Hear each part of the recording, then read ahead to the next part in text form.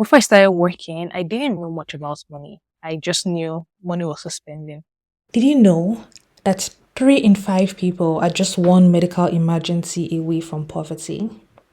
Yeah, that's bad. This is why we need to talk about money and finances, how to secure the bag as early as possible, especially when you're a young person.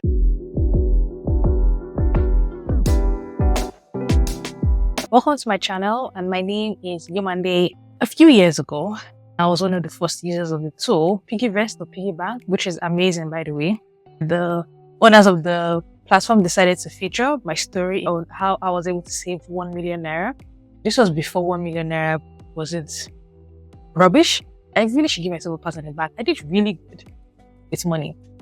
I had some very good money habits in my 20s that have really set me up in my 30s. So, let's talk about it. These are the things you should do if you want to make sure that your finances are secured in your 20s, in your 30s, and just generally.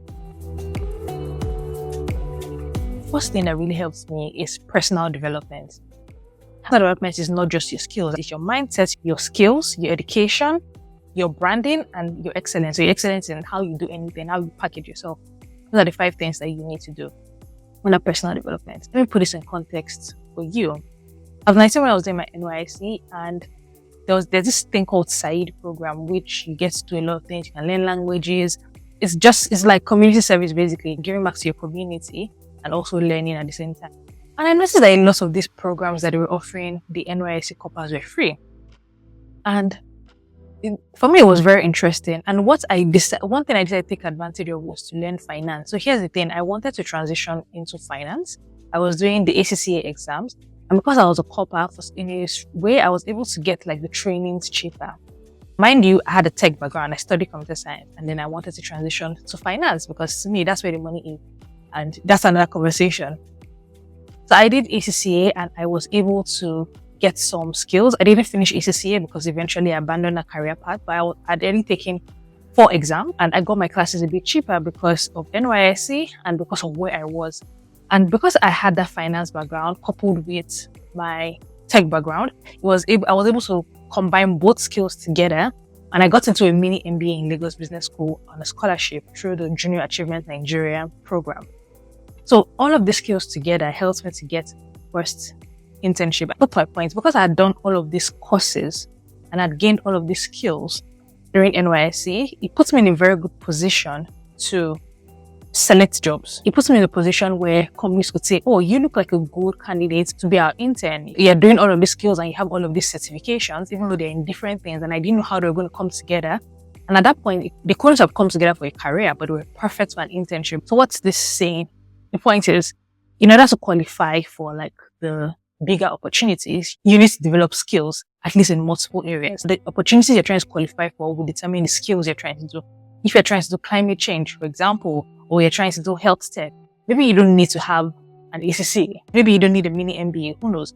You just need to know what skills do you need to have. So now, because I had done personal development, I then started my career from a multinational company. That puts me at a place where for my finances, I was already starting from a good point. And mind you, all of this, I was still a teenager while all of this were happening.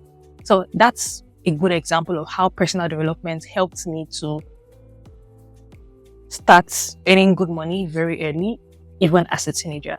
That principle still applies now. Personal development, set yourself up, do those courses and actually be good at them. Take in those learning and you will be able to set yourself up to command good salaries and be in good positions. So that's the first thing. I hope that's helpful for you. So that's number 1. Number 2, what I did was I built a network of people. And yeah, working with the multinational, I was just like, oh my God, this is an opportunity of a lifetime. I'm going to know everybody that works here because it was an internship. I was not guaranteed to stay. So I decided to build a network so that when I leave, I'm not going to be looking for jobs because a lot of these employers and their clients already know me. Now, if I'm looking for a job, I have a network of people that I can reach out to and say, oh, I'm looking for a job. They know my skills, we work together, and they can easily recommend me. So that's the second thing, building a network of people, not just like a vain network, but an actual network of people that can help you increase your earnings because they can recommend you for bigger opportunities. That's the second thing. The next thing I did was savings. the thing with savings is a lot of time you don't have enough to save, but the savings culture is something you need to build. You need to always save a portion of your income. And how savings helped me was when I had to stop working and I was unemployed for a while. I had emergency savings and I also had extra on top of that. That was able to carry me until I had set up my business and until I got a new job. So savings will really help you get out of trouble. Most savings come with interest. Those interest rates could actually make a difference in how much you have to spend in your disposable income. The next one with savings is investment. I think it's a no-brainer. You need to invest in stocks, you need to invest in real estate if it's possible, you need to invest in bonds. Investment opportunities differ based on where you are in the world. Search for the investment opportunities that's perfect for you. I know Americans have this whole 401k, their bonds in different countries, their treasury bills, whatever investment opportunities are available to you, make sure you take advantage of them wisely. That's the next thing. Another thing that was very important for me was having role models and mentors. Oh my God, that was something in my 20s I had a lot of. I've streamlined it now in my 30s to have fewer role models and mentors, but those role models, I'm kind of like going in hard on them. And I'm looking at people that, their life really mirrors the kind of life I want, and their principles also are aligned with mine, because you can have my dream life, but not my dream principles. So you need to make sure you have mentors and role models, people you're looking up to, role models and mentors you can talk to one-on-one, and the ones you're looking at from afar. You don't have to know all your role models one-on-one. Some of your role models and mentors could be from your books, but you should have both people you can talk to one-to-one, and then people that you can access their content and you can't directly reach out to. So having role models and mentors that were millionaires, that were doing really big things, was very helpful for me. That's the next one. Another thing I did was, even while I had a career, I always had a side hustle. I have skills, and I think it's something everybody has. You just need to do about it. I had skills. I know how to sew. I know how to bake. I know how to do a couple of things. There are a lot of things I knew how to do that I made sure I always had a side hustle with. So I had a fashion brand while I had my business. When I left my business, I did IT consulting. I was doing a couple of things. I was into agriculture at some point. Make sure you have a side hustle. You don't have to have a side hustle all the time. Right now, I don't exactly have a side hustle because my season of life does not allow it. But in my 20s, I had a lot of energy, time, and then I had the ability to have a side. So make sure you have a side hustle if you're able to, and that it's not in the way of your career. If it's possible for it to be completely different from your career, so there's no conflict of interest, that's even better. But have something that you can do by the side to help you make money. Another thing that really helped me was documenting my journey, because whenever documenting my journey it really endeared people towards me. There were people that could learn from me. It also helped me to see how far I was coming. So documenting your journey would also help, because there might be some things that you've done in the past that you don't even remember, that you go ahead, look back at them, and you can actually pick them up again.